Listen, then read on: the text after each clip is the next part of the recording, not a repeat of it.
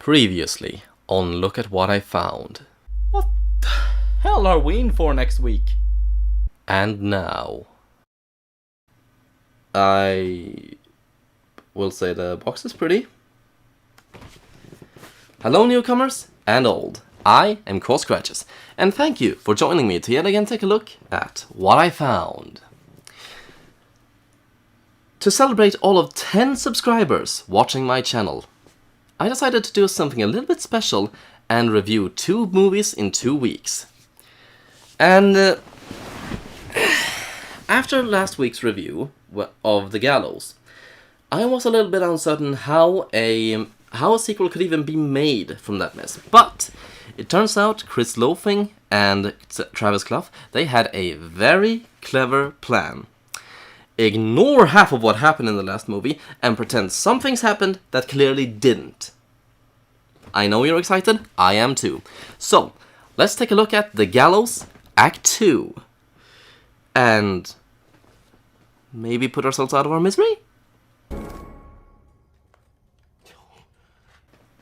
Well, this is awkward. They're playing Charlie Charlie a year after everyone else stopped. And to add insult to injury, they're not even doing it right. They don't even have a piece of paper underneath it.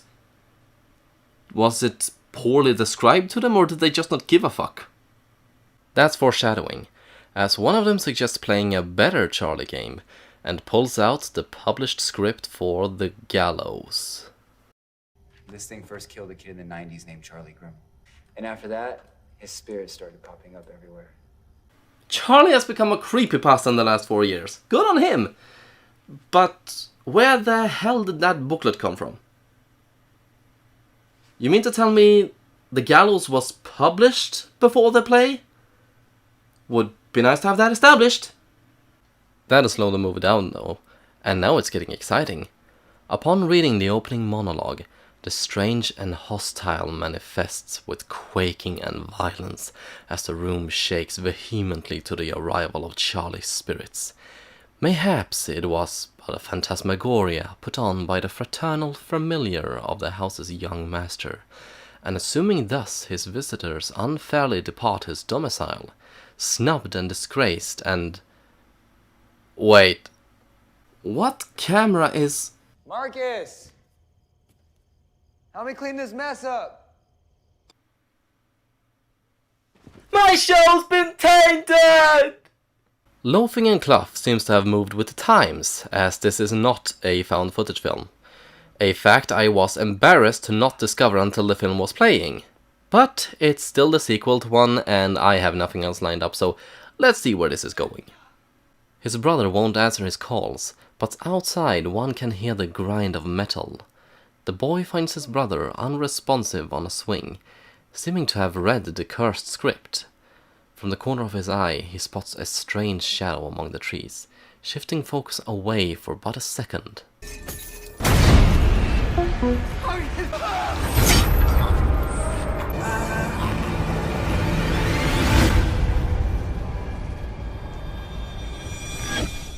Huh. 5.5 minutes in, and this movie's more entertaining than The Gallows was as a whole. We move on from grisly murder to a YouTuber. Because I've hit 1 million followers. Just kidding. There's like 200 of you. But maybe someday there will be more. Instantly I relate to this character. This is Anna Rue, who will be the victim in this abyssal descent, and she's played by Emma Horvath. Her name may be a subtle reference to the King in Yellow, as much like Rue Barrett, she is ill-fit with the company she keeps, and stands out like an innocent thumb on a broken bloody hand. That was a very forced metaphor. What I mean is, no one likes her and she feels abandoned. To attend Fellbrook High, a theatre school she is very excited for, Anna moves in with her big sister Lisa, played by Brittany Falardeau, who lives in a house full of mannequins. Because she's a designer and that's how they decorate. What is that? That's Guyman the gargoyle. He keeps the bad spirits away. That's funny. Oh, trust me, you won't be laughing. The very next day, Fellbrook High opens its doors for our intrepid heroine, presenting the first steps to her future as a renowned actress. These halls have guided the greats of Broadway, such as her heroes Craig and Kate Parker. And now, as one of its many future artistes, she will finally attend the first class of this prestigious school's theater program. Oh. Anna Rue? Our new student? Here. Sorry, but having an unusual name doesn't make you memorable. I suspect she knows that, as upon attempting to read a monologue from her favorite movie, Return to Fairyland, no one pays attention, and she quietly relives how her family ignored her every attempt at being creative or sharing herself with them. Later, she locks herself in the bathroom to cry, as she realizes nothing has changed, and still no one pays attention to her. Still, that monologue is important. It's her words of power, inspiring her to continue trying, to remember this is what she loves and who she is, and no one can take that away from her. No one can see my greatness because it shines from within. No one need remember me because it doesn't matter. Today I live for me.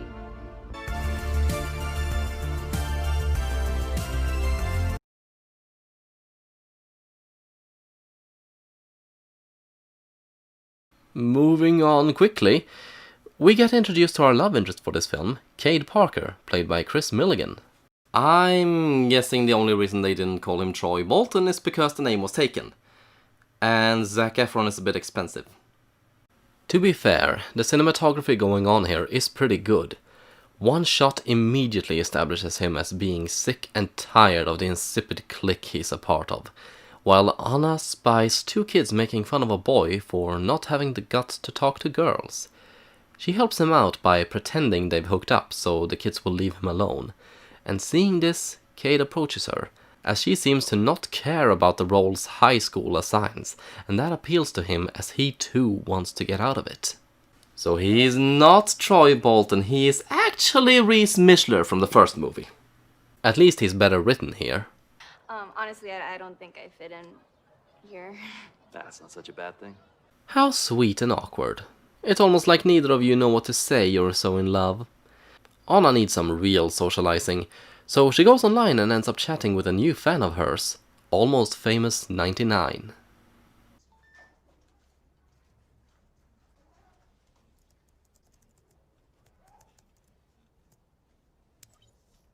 The net's not kind to posers, Anna. And I'm not above throwing fruit. Still, this humble fan suggests she tries the Charlie challenge, and with a lore of many views, she eagerly asks the librarian if they happen to have the script. Maybe, if she looks in the darkest row of the library, and lo and behold, it's there. I don't know how American libraries tend to organize their books, but in Sweden we tend to go alphabetically by author. And in 2 movies thus far, no one has mentioned who wrote the play. Overall, it's very lucky she didn't just find a copy of the play, she seems to have found the very one from the video. Isn't that convenient? Seems to be good too, as this very thin booklet keeps Anna captivated for almost an hour. Either she read it several times or she is very slow.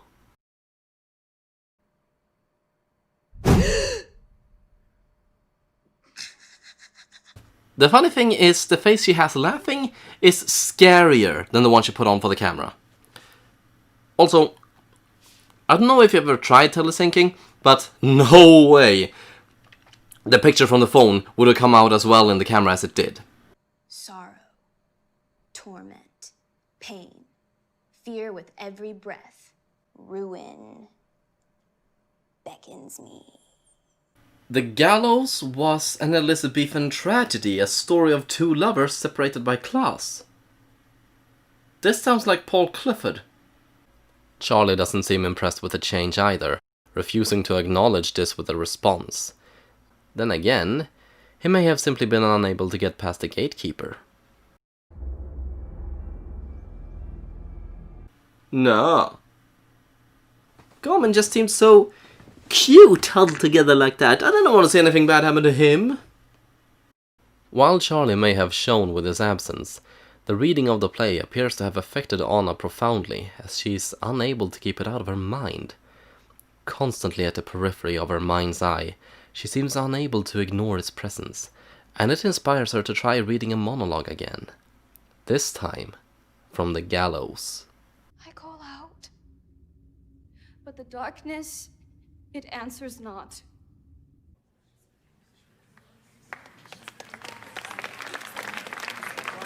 I do wish I could show more of this scene without raising the ire of Blumhouse, or the bastards at Lionsgate, because it actually is a pretty good scene. A lot of it is due to Emma's acting, because she excellently frames the pretty cheesy dialogue with a performance that makes it seem like the confessions of a soul trapped in hell. It bleeds emotion and misery. It stands in stark contrast to the monologue she attempted to narrate earlier, and if one assumes both monologues relate to her life, which of course they do, the first one is what she wishes to project onto the world, and the second is what the world is like to her. Ignored, mistreated, and completely powerless in the face of it. If one were to read that much into it, this is the moment where she gives up her independence and allows the world power over her. By admitting the darkness, she's celebrated for it, and is given so much of the things she's always wanted, but now she is truly powerless in the face of a reality that only wants to destroy her, which will be one of the central themes in this movie. After a scene like that, I freely admit I stopped paying attention when Troy, Reese, Cade entered the picture again, and almost missed Anna's channel exploding over her video, which was 13 seconds long and could be replicated with some rope beneath the bed. Realizing this was a bit bullshit, she tries again, and hopefully it'll be a bit more impressive. Okay. Shit. That is not the reaction you have to that! You just experienced undeniable proof of the paranormal, and the paranormal is hostile! Get out of there! Hide in a corner next to Carmen! It keeps her channel flourishing, with people watching in the millions and her subscriber count steadily increasing. Things really seems to have improved for Anna. People watch her classmates appreciate her, and she even has a date with a caring new boyfriend who she can open up to about things she wouldn't tell anyone else, such as her family never giving her the time of day no matter how hard she tried. Is this Charlie stuff really gonna leave that impact that you want? It's nice to finally be seen. And as icing on the cake, it turns out Kate's parents are Craig and Kate Parker, the Broadway stars Anna has always admired. I'm not even gonna touch on how big a coincidence it is that Kate's parents happens to be very famous Broadway actors that Anna has always looked up to, but Kate, Craig, and Cade. The fuck kind of cult shit is this? Anna, run! Run far! Run fast! Cade doesn't much appreciate his family either, as he eventually distanced himself from acting. What an ironic swirl he and Anna makes. This is all getting a bit too good though, so let's move it back a little bit.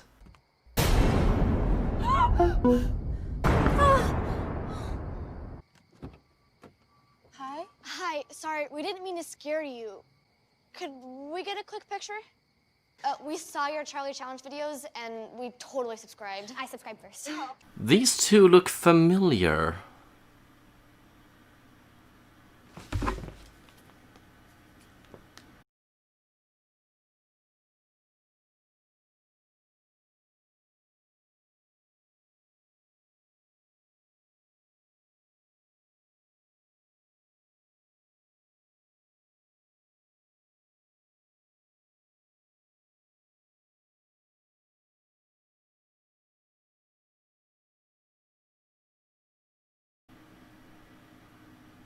Should I find this offensive?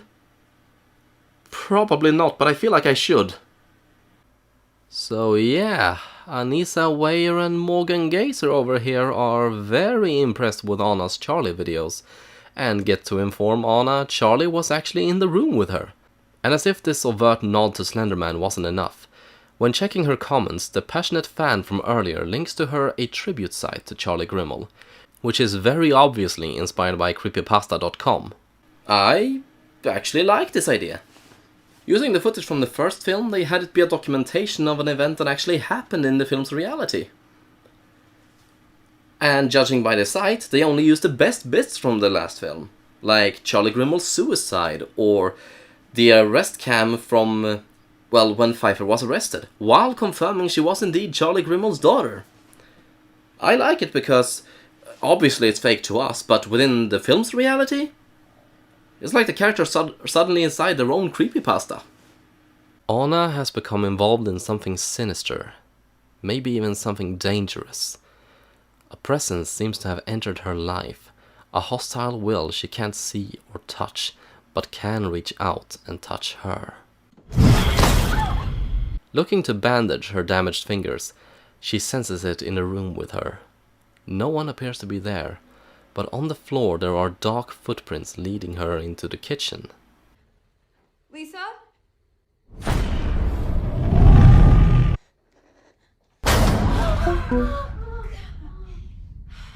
God, Lisa!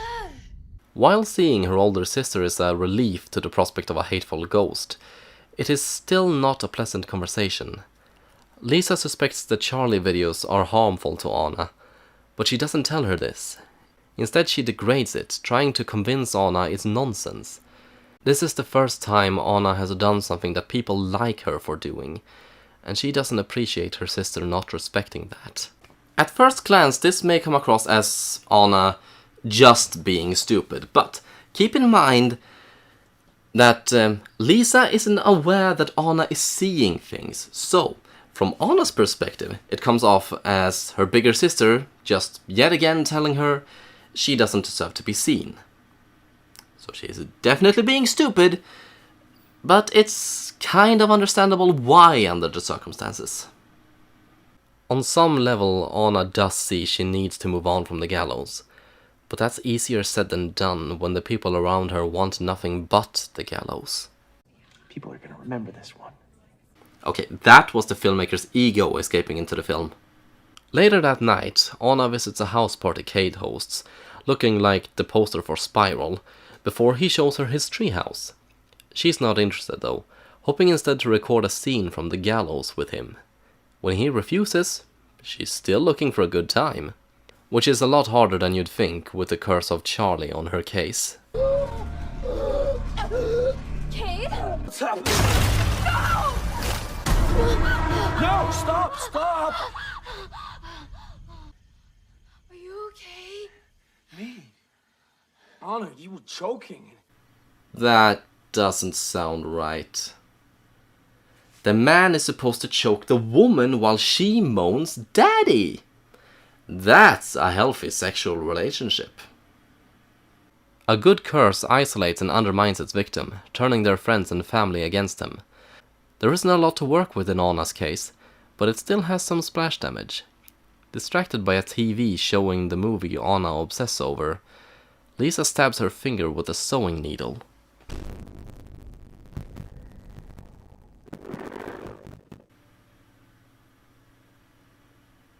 Am I really supposed to be at all surprised when the hooded figure behind her moves?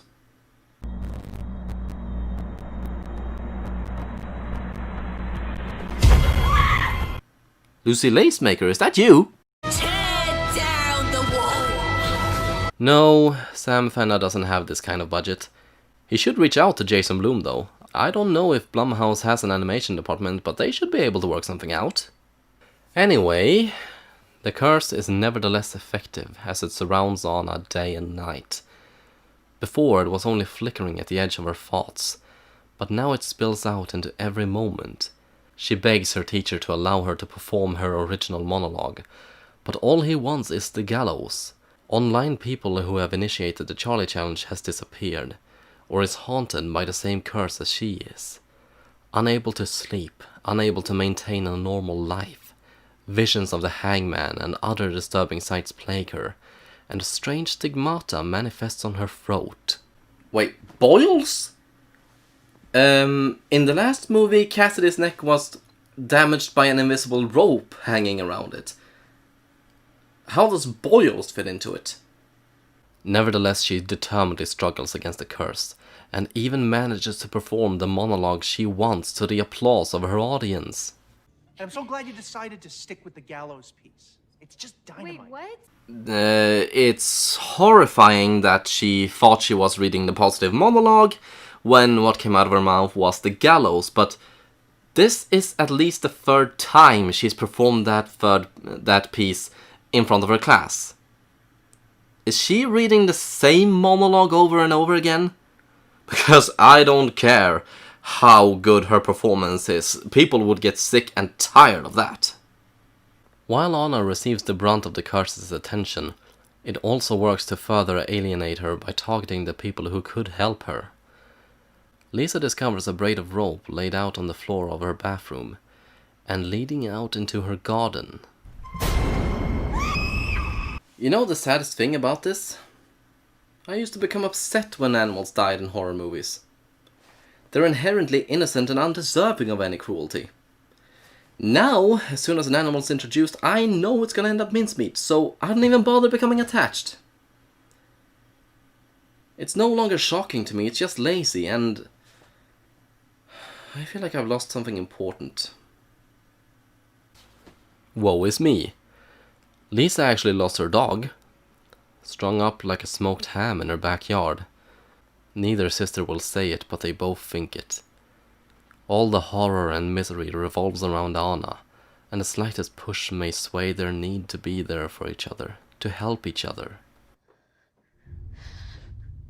As Anna hugs her sister, that final push comes when the script manifests in Anna's hand. Lisa tears it apart, the only thing that made Anna feel loved, but to Lisa, the thing that has caused all of their misery. And in the ensuing desolation they vomit forth every spiteful thought, every unaired grievance, until Anna mentions her audition. Wake up, Anna! Nothing is gonna come from that audition! There are literally thousands of other people trying to do the exact same thing and with a lot more talent! This. Hearing her sister say what Anna has always suspected she thought becomes too much for her.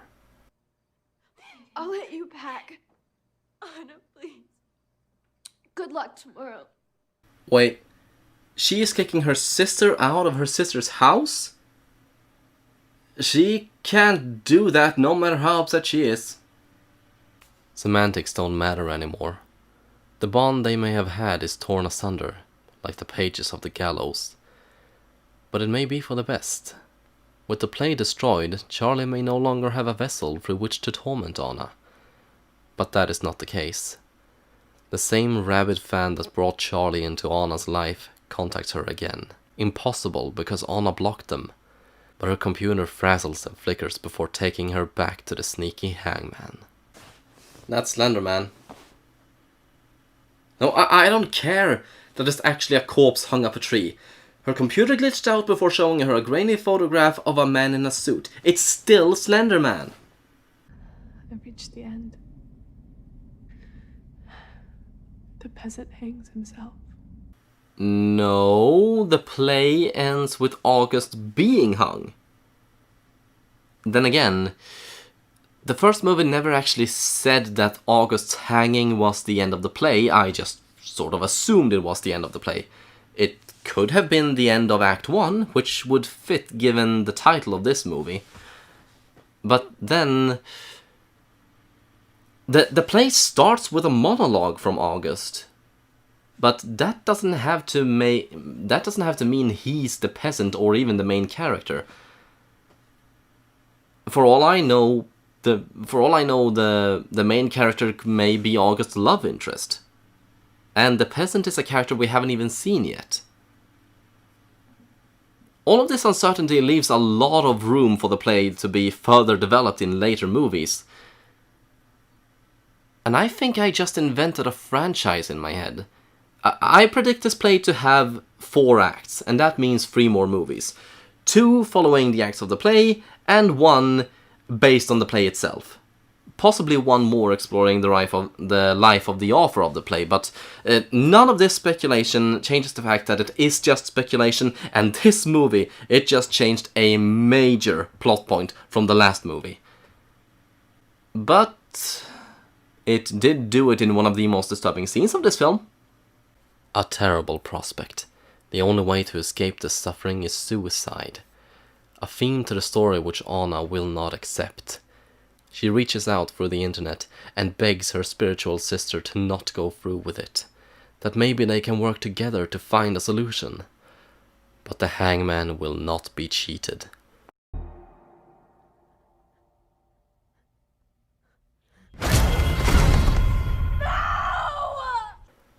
A figure in the distance watches her failure, but Anna notices him in time to give chase. It doesn't matter. She loses him in the crowd, and she has somewhere she needs to be. She's about to perform a monologue before a talent scout that may grant her full scholarship. But will she let the gallows be her portal there? Anna. No. She will perform Return to Fairyland, and she will not let this be taken from her. It seems she did it.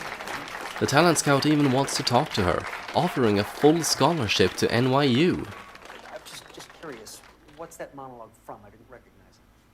She knows it wasn't that. She knows what it was. It's called The Gallows?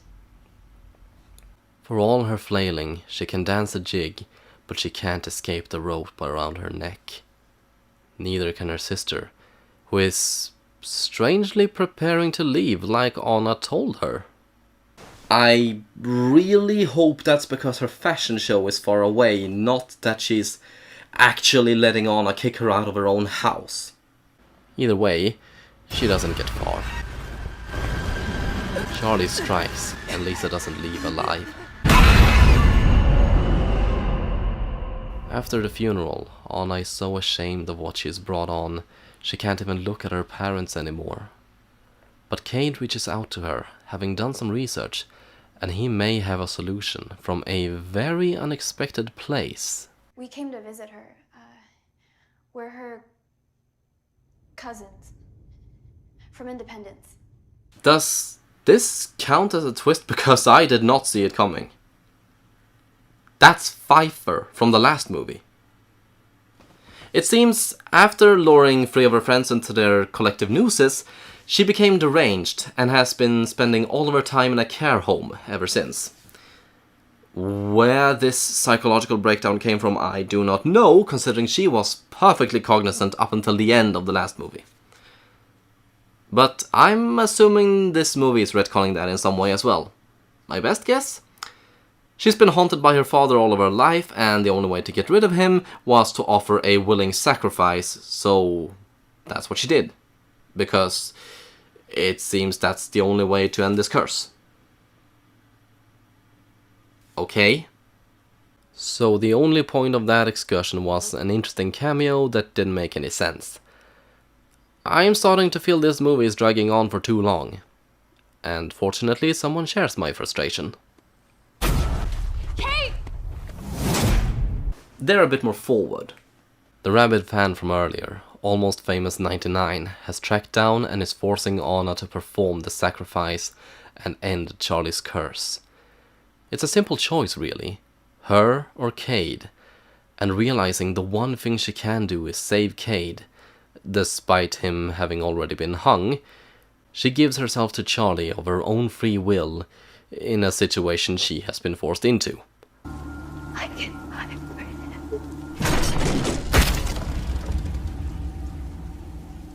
And that's how the movie ends. All in all, I don't think this movie made a lot of sense, but it's got a much stronger story and lead than the last movie, so it's a bit of a mess to try and make sense of whether... Wait. What's going on? There are many Charlies? Wait, what? What's going on? What? What the... What? I hope you enjoyed Perfect Charlie Challenge. I'm starting to notice a pattern with the movies I watch. The endings don't make any damn sense. They were all in on it. Every single person in her life. Were they all haunted by Charlie? Or are they some sort of cult? Their faith keeps Charlie alive? Or are they presenting him with victims so they'll leave him, so he'll leave them alone? Or are they all proxies? What? And still this film makes The Gallows look like a fan film. This movie is leagues and bounds better than The Gallows, with pretty much every weakness I counted in my last review remedied, including it being a found footage film. And that's not to say it's an excellent film, just much more solid and well crafted. The characters feel alive, and we spend enough time getting to know them to become invested in whether they'll live or not. I found myself empathizing with Anna very strongly before her life started spinning out of control. Her passion for acting, despite the indifference and hostility from the world around her, makes the mess she's about to fall into very tragic. Beyond that, she's just a normal teenage girl. I don't really hold that against her, but it's clear without the acting, she really isn't all that interesting. Aside from the plot revolving around the play, there's almost nothing to tie The Gallows together with Act 2. I don't even want to say it's the same play in both movies, but in comparison it feels more like the concept evolved than it being abandoned. Every change was for the better, with a stronger story, deeper characters, concise cinematography, more varied locations, and I dare even say a better ending. It owns up to its predecessor with several nods and references rather than distancing itself from it, which I respect Loafing and Clough for. But Act 2 is so far removed from The Gallows you can, without issue, watch it without having seen The Gallows first. If you do, however, it may affect how you end up perceiving it. Going from The Gallows to Act 2 is a joy of improvement, but by itself Act 2 is just fine.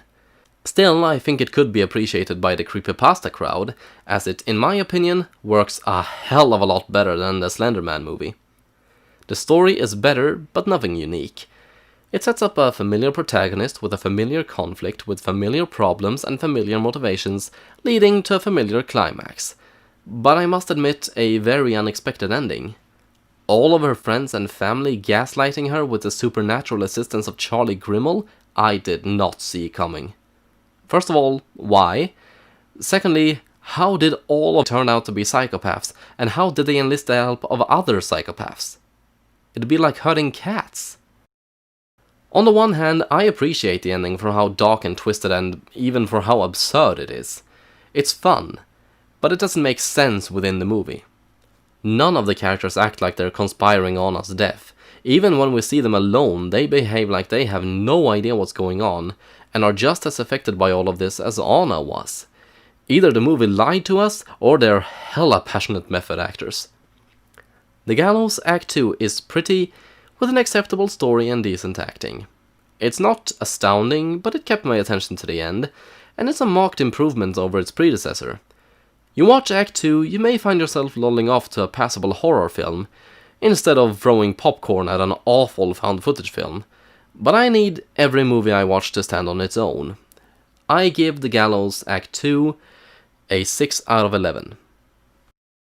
Watching this movie, it occurs to me the real failing of The Gallows was that Travis Clough and Chris Loafing, they had no idea how to make a found footage film, and they did admit in an interview that the only reason they did it at all was because when they started writing The Gallows, Paranormal Activity was still a thing.